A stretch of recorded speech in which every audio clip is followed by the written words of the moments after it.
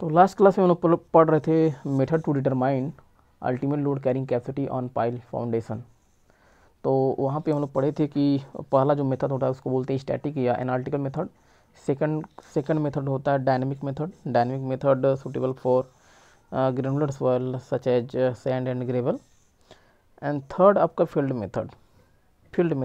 तो field method में 4 method हम लोग पढ़े थे कि 4 मेथड ऐसे हैं जो जिसके हेल्प से हम लोग ultimate load carrying capacity pile foundation के लिए कैलकुलेट कर सकते हैं। तो फर्स्ट था आपका पाइल लोड टेस्ट था। पाइल लोड टेस्ट से हम लोग पढ़े थे कि the best and most accurate method suitable for sand and clay but the most suitable for the sand. And second field method cyclic pile load test. तो हम लोग इसमें पढ़े थे साइक्लिक पाइल लोड एक ऐसा टेस्ट है जिसके हेल्प से हम लोग जो 2 रजिस्टेंस कैलकुलेट करते हैं, and bearing resistance and skin friction resistance, ये हम लोग सेपरेटली कैलकुलेट कर सकते हैं, अलग अलग कैलकुलेट कर सकते हैं। थर्ड आपका standard penetration test suitable for the granular soil. इसकी हेल्प से हम लोग कैलकुलेट कर सकते हैं pile load capacity. And fourth cone penetration test, जिसकी हेल्प से भी हम लोग कैलकुलेट कर सकते हैं।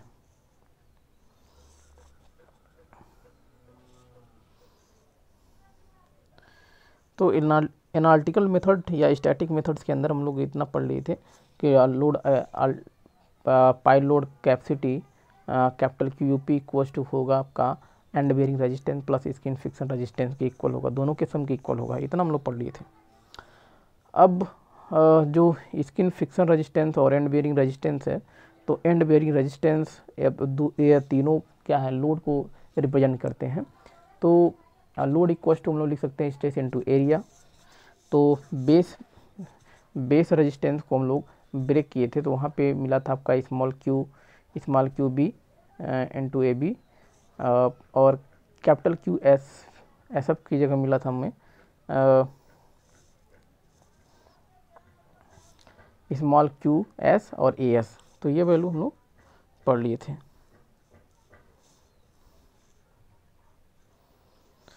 ये भी होता है base area of pile and AS होता है skin surface area of pile, और फॉर सर्कुलर पाइल के लिए हम लोग पढ़े थे सर्कुलर पाइल के लिए। तो AB area base area pile, तो AB इक्वल टू आया था आपका πd² डिवाइड बाई 4, और AS की वैल्यू आया था फॉर सर्कुलर।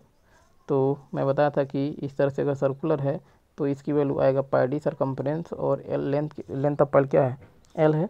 तो उस केस में एरिया आ जाएगा AS यानी स्किन सरफेस एरिया हो जाएगा πdl, स्किन सरफेस एरिया हो जाएगा πdl।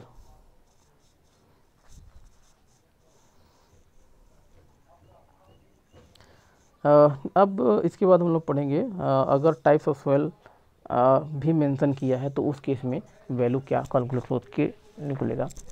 तो पहला केस है क्ले के लिए हम लोग चलते हैं, और क्ले के लिए end bearing intensity of end bearing और intensity of skin friction resistance, इसकी वैल्यू देखेंगे क्या आ रहा है।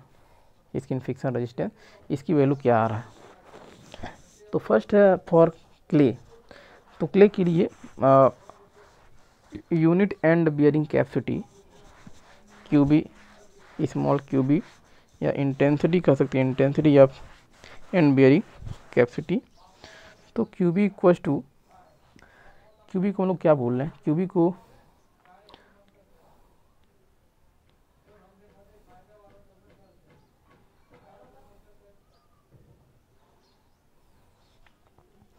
तो QB इक्वल टू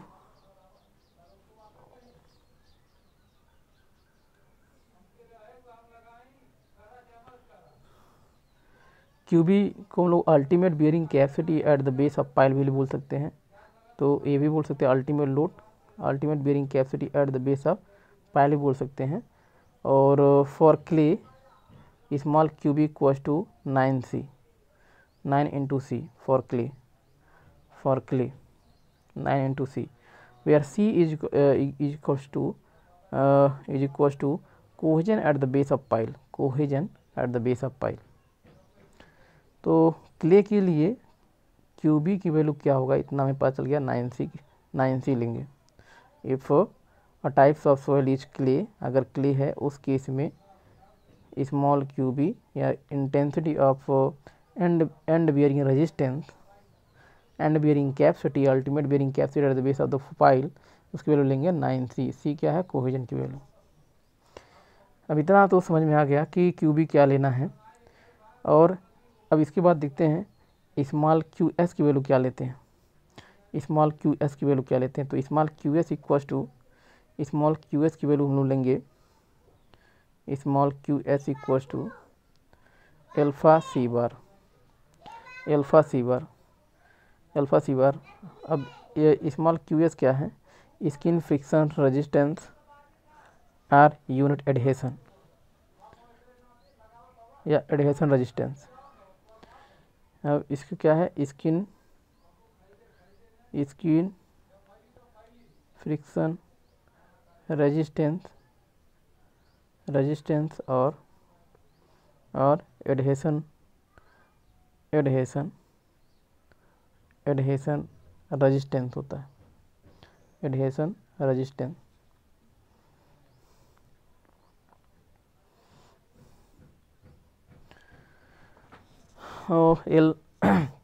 ये तो था आपका QS के बारे में। अल्फ़ा क्या बोलते हैं, अल्फ़ा को बोलते हैं adhesion factor between pile and clay, adhesion factor between pile and clay. तो अगर ये पाइल फाउंडेशन है तो ये आपकी सराउंडिंग सोइल होगी, ये क्या है, सोइल है। अब सोइल में हम लोग बोल रहे हैं क्ले पढ़ रहे हैं, फॉर क्ले पढ़ रहे हैं, ये पाइल है। तो एडहेशन यानी इस कॉन्टेक्ट इंटरफेस पे, यहाँ पे इंटरफेस की वैल्यू के लिए अल्फ़ा एडहेशन की वैल्यू क्या होगी, adhesion factor between pile and clay. C bar क्या होता है, average cohesion along the length of the pile, along the length or we can say the side of the pile। तो पूरा यहाँ से एवरेज वैल्यू, कोहेजन की value, इस तरह से जो भी वैल्यू मिल रहा है।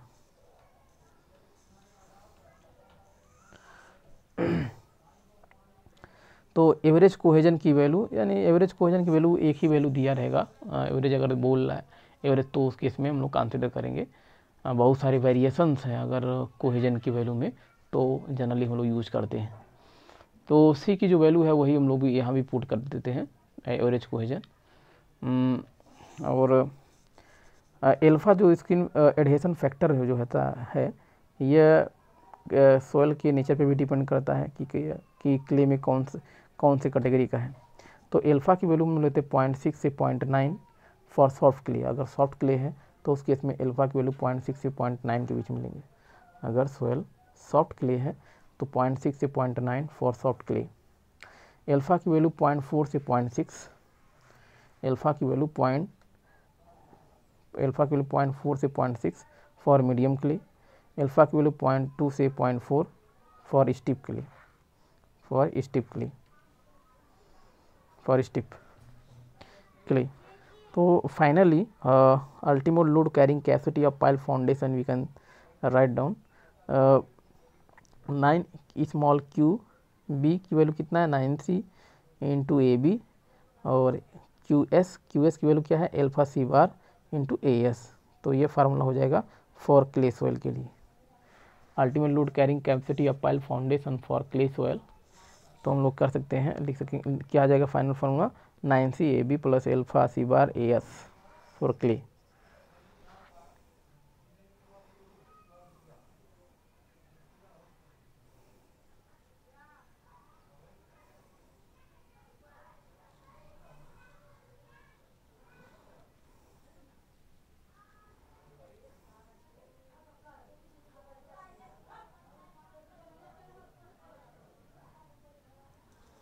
अगर आपका टाइप ऑफ सोइल सैंड है उस केस में क्या होगा, अगर टाइप ऑफ सोइल हमारा सैंड है तो उस केस में ultimate load carrying capacity of pile foundation, उस केस में क्या होगा। तो सैंड के लिए देखते हैं, तो सैंड के लिए bearing capacity at the base, sand के लिए अब बियरिंग प्रेशर सबसे पहले अगर निकालेंगे, यानी Q small Q B A B आएगा। तो सैंड है, तो सैंड केस में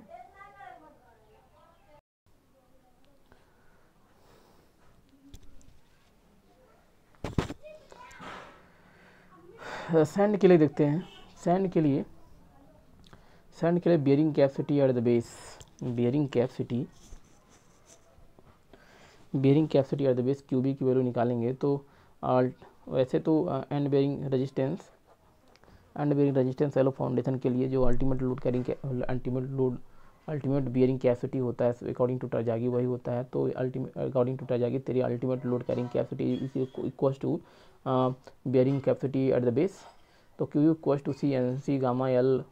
इसमें पाइल फाउंडेशन के लिए गामा डीएफ यूज नहीं करते हैं, यहाँ पे एल होता है।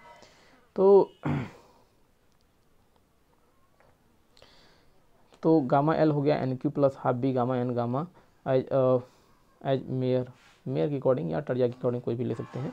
तो चूंकि फॉर सैंड के लिए हम लोग पढ़ रहे थे सी इक्वल 0, तो फर्स्ट पार्ट क्या हो जाएगा 0 हो जाएगा, और लास्ट पार्ट के कंपेयर में जो सेकेंड पार्ट है वो बहुत ज़्यादा है, greater than half B gamma N gamma, क्योंकि एल ज़्यादा होगा, लेंथ ऑफ पाइल बहुत ज़्यादा होगा, इससे ये वैल्यू ज़्यादा हो जाएगा सेकेंड। तो small Q B intensity of bearing capacity at the base of pile Q B, इसकी वैल्यू कितना हो जाएगा गामा एल एन क्यू हो जाएगा। अब साइड रेजिस्टेंस की हम लोग बात करें, साइड रेजिस्टेंस यानी क्यू एस की बात करेंगे, तो क्यू एस ऐसे हम लोग पढ़े हैं friction force equal to mu into N A होता है अगर फ्रिक्शन हो रहा और यहाँ पे फ्रिक्शन कहाँ पे हो रहा है, ये पाइल फाउंडेशन है और फ्रिक्शन यहाँ हो रहा सरफेस पे। तो म्यू यानी coefficient of friction and sigma N normal stress, वहाँ पे जो होगा नॉर्मल स्ट्रेस। तो अगर हम लोग डिस्ट्रीब्यूशन देखेंगे सोयल का डिस्ट्रीब्यूशन, तो इस तरह से सोयल उस पाइल के ऊपर प्रेशर लगाएगा जिसको बोलते हैं अर्थ प्रेशर, और बॉटम पे गामा एल की वैल्यू हो जाएगी के अर्थ प्रेशर कोफिशिएंट, क्या हो जाएगा अर्थ प्रेशर कोफिशिएंट। तो जो नॉर्मल स्ट्रेस है तो सिग्मा एन को हम लोग बोल रहे हैं एवरेज अर्थ प्रेशर। तो एवरेज अर्थ प्रेशर तो यहाँ पे जितनी लेंथ होगा वहाँ उसका एवरेज लेंगे, तो पहले 0 है, बॉटम पे गामा एल है डिवाइड बाई 2 एवरेज हो गया, और म्यू को हम लोग लिख सकते हैं टेन डेल्टा। तो टेन डेल्टा नहीं, यह होता है friction angle between the pile and the soil, तो फ्रिक्शन एंगल होता है, डेल्टा क्या है फ्रिक्शन एंगल। तो coefficient of friction equals to 10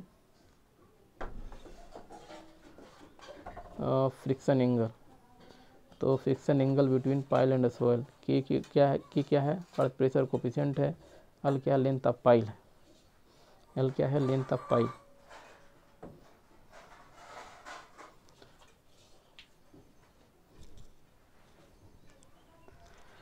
तो सैंड के लिए ultimate load carrying capacity of pile foundation क्या हो जाएगा, स्मॉल क्यूबी की वैल्यू था gamma L N Q into A B, और क्यू एस की वैल्यू आया था आपका हाफ के गामा एल टेन डेल्टा, यह था सिग्मा एस की वैल्यू क्यू एस की वैल्यू इंटू ए एस। तो ये फार्मूला हम लोग अप्लाई करेंगे सैंड के लिए,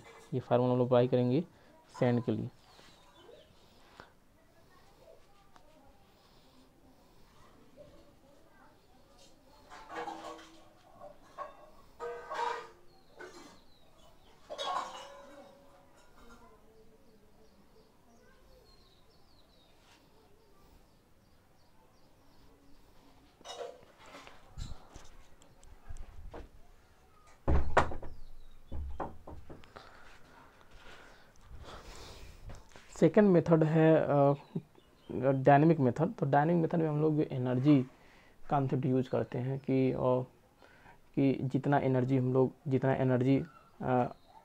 इम्पैक्ट कर रहे हैं वही रिलीज हो रहा है। तो एनर्जी के बेस पे जो हम लोग डायनेमिक मेथड है वो अप्लाई करते हैं। तो this analysis is based on the assumption that the dynamic resistance to drive the pile, तो dynamic resistance to drive the pile is equals to is equal to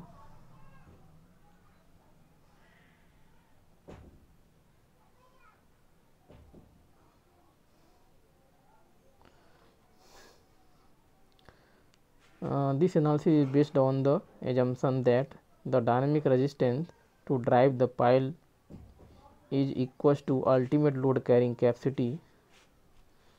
dynamic load is equal हो जाएगा ultimate load capacity computed using the static method, यानी static method के according जो हम लोग ultimate load carrying capacity और pile foundation calculate किए थे उसके इक्वल कौन सा हो जाएगा डायनेमिक लोड, जो हम लोग ड्राइव करने के लिए यानी पाइल को ड्राइव करने के लिए ड्रिवन करने के लिए इन द सोयल जो भी हम लोग डायनेमिक एक्शन के थ्रू लोड लगा रहे हैं उस लोड की इक्वल हो जाएगा ultimate load carrying capacity of pile foundation.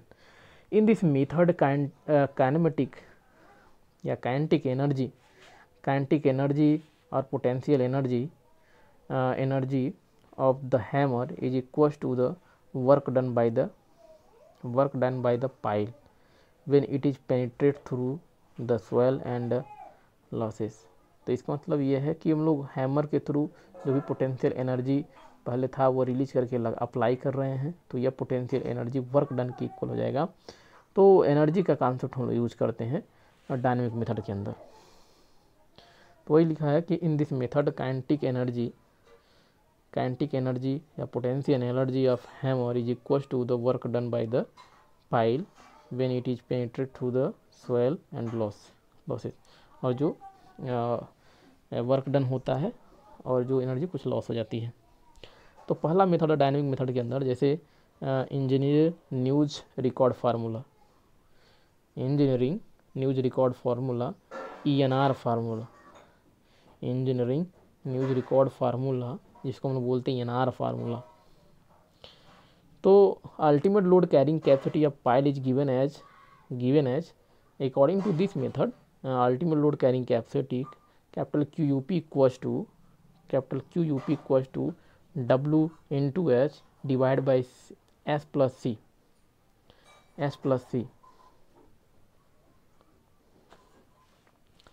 तो यह हमारा SC अगर हैमर के लिए दिया है तो ये हम लोग ड्रॉप हैमर के लिए भी है, सिंगल एक्टिंग स्ट्रीम हैमर के लिए भी यही है.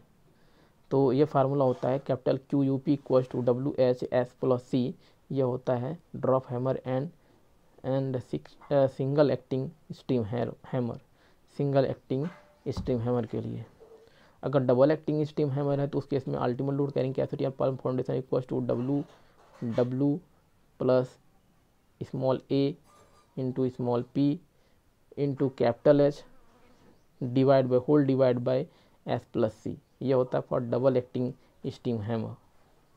अब अल्टीमेट लोड पता है तो सेफ लोड निकालने के लिए तो safe load equals to ultimate load divide by factor of safety. अब इस केस में डायनेमिक मेथड के अंदर जो फैक्टर ऑफ सेफ्टी लेते हैं वो ज़्यादा अप्लाई करेंगे क्योंकि डायनेमिक लोडिंग लग रही है, तो फैक्टर ऑफ सेफ्टी 6 लेते हैं.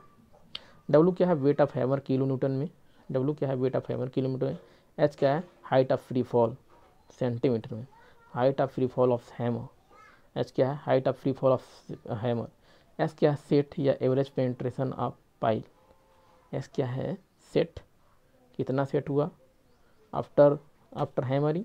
Average penetration of pile per blow of hammer, यानी एक ब्लो में कितना सेंटीमीटर सेट हो जा रहा है उसकी वैल्यू.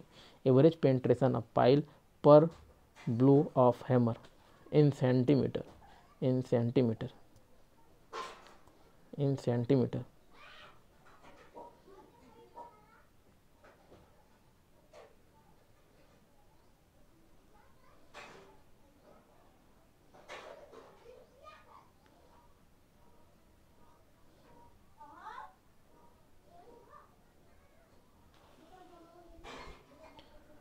सेट S की वैल्यू में क्या लेते हैं, set is taken as average value of last 5 blow of drop hammer and average value of last 25 blow for steam hammer. तो अगर हैमरिंग हम लोग किए हैं, ड्रॉप हैमर यूज कर रहे हैं डायनेमिक एक्शन में, डायनेमिक मेथड के अंदर ड्रॉप हैमर यूज कर रहे हैं, तो उस केस में जो सेट S की वैल्यू कैलकुलेट करते हैं वह 5 नंबर ऑफ ब्लो में यानी उसका एवरेज लेंगे. Set as taken as average value of last 5 blow, यानी 5 बार ब्लो देंगे लगातार, 5 ब्लो में हर बार कितना सेट आ रहा है इन सेंटीमीटर, उन सबका एवरेज ले लेंगे तो ये फाइनल सेट की वैल्यू होगा। लेकिन अगर हम लोग स्टीम हैमर यूज़ कर रहे हैं तो स्टीम हैमर के केस में 25 नंबर ऑफ ब्लो तक जो सेट होगा उसका एवरेज लेने के बाद हम लोग एस की वैल्यू पुट करेंगे। सी है elastic constant which account for the elastic compression of the pile and soil। तो इलास्टिक कॉन्स्टेंसी क्या है? Elastic constant which account for elastic compression of the pile and elastic compression of pile and soil. तो centimetre में सी की value भी हम लोग centimetre में लेते हैं। तो इलास्टिक कांस्टेंट होता है और किसके लिए यूज़ करते हैं हम लोग? कंप्रेशन एक्टिविटी के लिए, जो पाइल और सोइल के अंदर होता है। तो सी की वैल्यू हम लोग लेते हैं 2.5 सेंटीमीटर फॉर ड्राइव हैमर और 0.25 हम लेते हैं फॉर स्टीम हैमर। सिंगल और डबल एक्टिंग स्टीम हैमर के लिए यूज करेंगे। अब अगर हम लोग double acting steam hammer use कर रहे हैं, डबल एक्टिंग स्टीम हैमर, तो उस केस में हम लोग WAP divide by S+C use कर रहे हैं। तो उसमें AP की ए क्या है? एरिया पिस्टन होता है, एरिया पिस्टन। अब स्टीम हैमर के थ्रू जो हम लोग हैमरिंग कर रहे हैं, एरिया पिस्टन या है पिस्टन बोल सकते हैं या उसी को हैमर बोल सकते हैं, on which stream pressure pre applied. तो मीटर स्क्वायर में हम लोग एरिया पिस्टन लेंगे। पी क्या है? Steam pressure which is applied on the piston. तो इसकी यूनिट हो जाएगी किलो न्यूटन पर मीटर स्क्वायर में लेंगे। अगर सिंगल एक्टिंग स्टीम हैमर है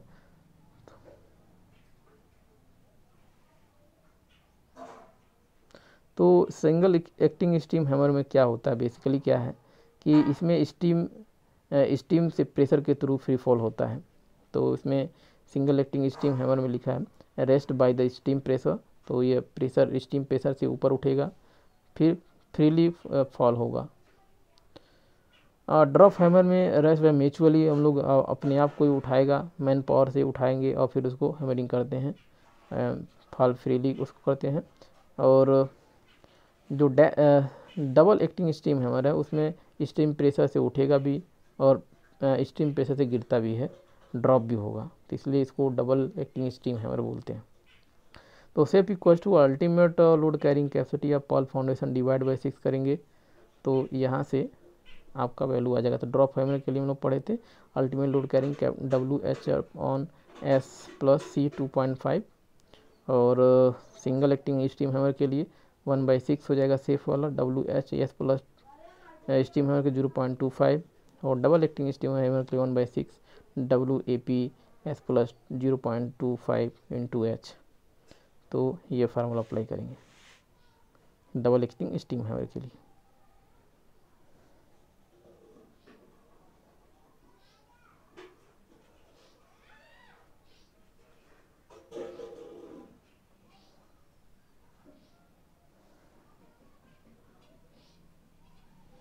आज के लिए इतना ही। Thank you.